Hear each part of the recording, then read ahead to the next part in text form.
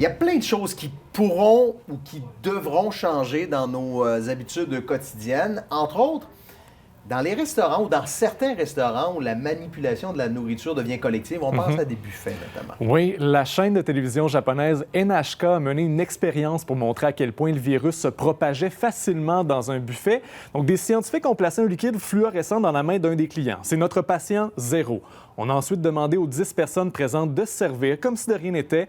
Pendant 30 minutes, on placote, on jase. Et après une demi-heure, on a allumé des lumières UV. Chaque personne avait de la peinture sur le corps et 3 d'entre elles en avaient dans le visage. Disons que ça augure plutôt mal pour la survie des buffets.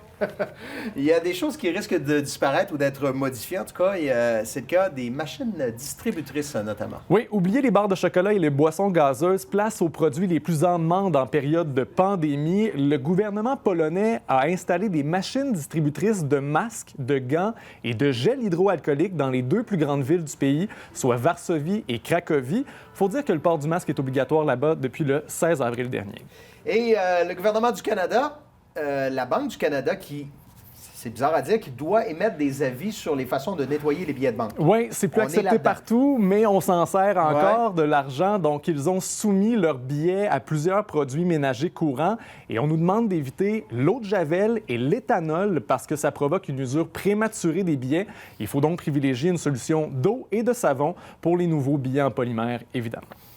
Genre de choses qu'on n'aurait jamais cru aborder dans un bulletin de nouvelles. Merci Jean-François. Plaisir, Bruno.